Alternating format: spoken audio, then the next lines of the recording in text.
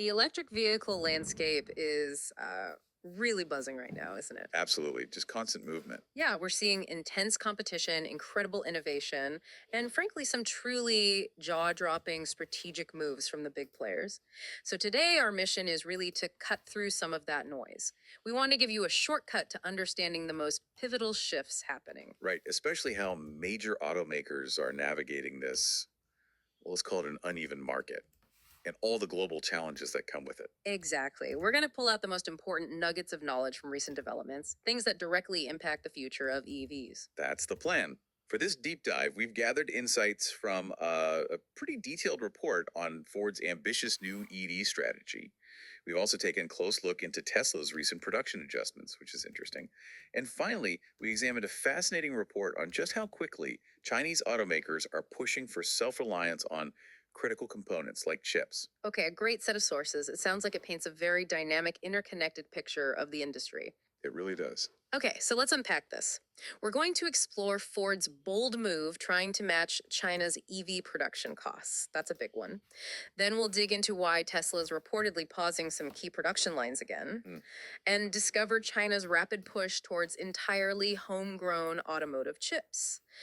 And just to be clear, these strategic plays, they aren't just, boardroom news items. They directly impact the future of EVs. Absolutely. They affect what options might be available to you, the consumer, and the whole global automotive landscape. It's really about spotting those aha moments in the data, seeing how these pieces fit together. So let's start with Ford, because the strategy here is, well, it's pretty audacious, frankly. Really is. We've heard about the Blue Oval dialing back some of their grander EV plans recently, but behind the scenes, they've got this special skunkworks team, right? The Advanced Electric Vehicle Program. Yeah, exactly. They're cooking up something really significant. So what exactly are they trying to achieve? And why is this such a, pivotal shift for a company like Ford? Well, what's fascinating here is just the sheer ambition and the direct challenge they're setting for themselves. Ford's VP of EV programs, Lisa Drake, she's been very explicit about this. They intend to match the full system cost of leading Chinese players. The full system cost, not just batteries. No, the whole thing. This means literally every single component chassis frame, the smallest chip, the battery pack, thermal systems, inverters, electronics, the entire bill of materials for the car. Wow. They want to build it at the same cost as the top Chinese EV makers. Wow. And to put that in perspective, this project has apparently grown to 500 employees now across 3 different locations. That really signals how serious Ford is about this radical cost-cutting approach. Matching the entire system cost. That is a massive undertaking. Huge. And the sources suggest this low-cost EV platform isn't just for one vehicle, right? No, not at all. It's reportedly intended to underpin Ford's EV strategy for, much of the next decade. Plans for 8 different vehicle segments. 8 segments, yeah. That's the report. 8, including pickups, crossovers, and get this, potentially sedans.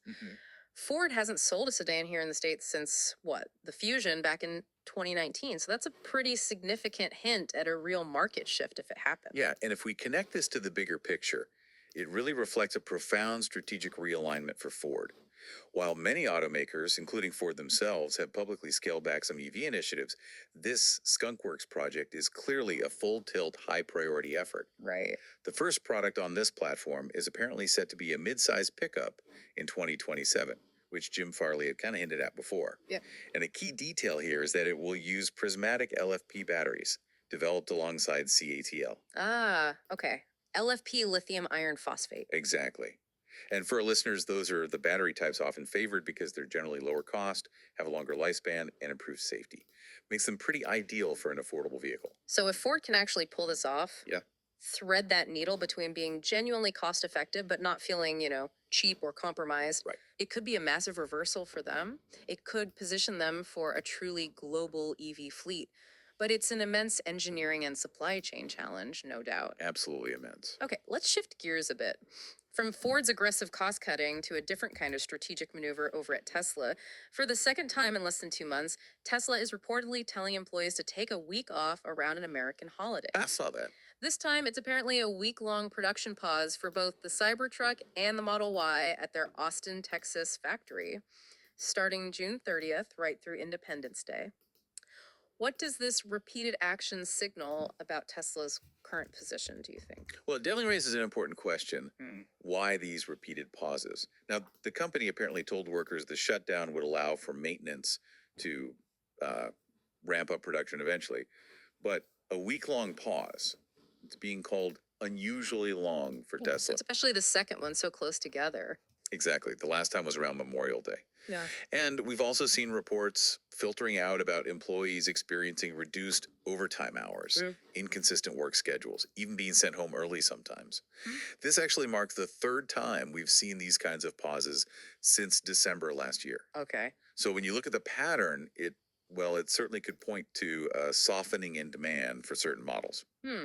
So it might not just be about fine-tuning the lines then. Maybe not entirely. Because the source does indicate Tesla has faced a stagnant inventory of Cybertrucks, citing weak sales, reportedly sitting on more than a quarter's worth of unsold inventory. Right. That certainly makes the Cybertruck pause look like a pretty direct response to oversupply. Yeah, the Cybertruck situation seems fairly clear-cut regarding inventory buildup.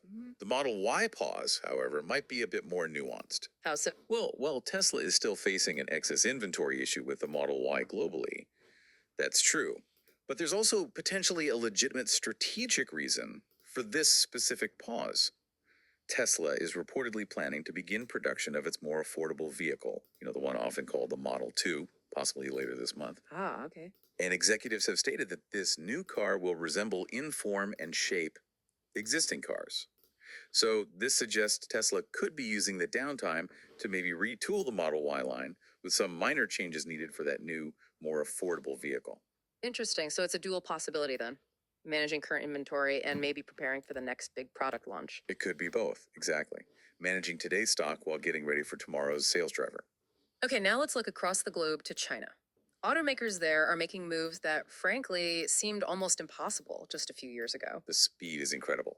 Yeah, the US has been pushing more protectionist measures, and for a while, the idea of replacing entire automotive supply chains seemed incredibly difficult, really slow. But what are the sources telling us about China's progress here? Are they kind of defying those expectations? Defying might be an understatement. What's truly fascinating here is the sheer speed and scale of this shift towards self-reliance. Wrong. There's a new report by Nikkei, and it outlines how Chinese automakers are rapidly moving away from relying on regional and global supply chains to fully homegrown and vertically integrated solutions. We're talking about 7 major brands that have apparently pledged to have models out as early as next year with 100% domestically produced chips. 100% domestically produced. That's an incredibly aggressive target. Insanely aggressive. The source specifically mentions brands like SAIC Motor, Chang'an, Great Wall Motor, BYD, Li Auto, and Geely. Yeah. All preparing models equipped with entirely homemade chips. Right. And at least 2 of those are aiming for mass production with those chips as early as 2026. Wow, okay. And this aggressive effort, it's being actively shepherded by China's Ministry of Industry and Information Technology. They have a new policy target. Use 100% self-developed and made automotive chips by 2027. 2027, that's a huge acceleration from their previous target, wasn't it? Something like 25% homemade chips this year. Exactly. It clearly reflects Beijing's ambitious vision for increasing self-reliance, especially amidst the escalating, tech tensions with the U.S. Right. Traditionally, automotive chips needed something like 3 to 5 years just for rigorous environmental testing and integration. It's a very lengthy process. Yeah, you can't rush safety and reliability in cars.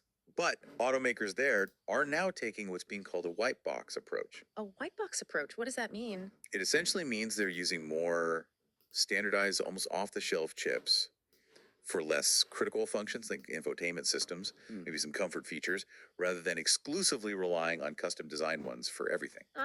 This drastically speeds up the development and integration time. It allows them to, eject anything not made in China much, much faster than we previously anticipated. That's incredible. There was even an executive from a Chinese supplier quoted saying they're being required to replace not only driver ICs, those are the chips controlling specific car parts like motors or displays, but also other components and even materials currently dominated by US companies, replacing them with Chinese suppliers by next year at the earliest. Yeah. It just underscores the vertical integration that's happening at lightning speed over there.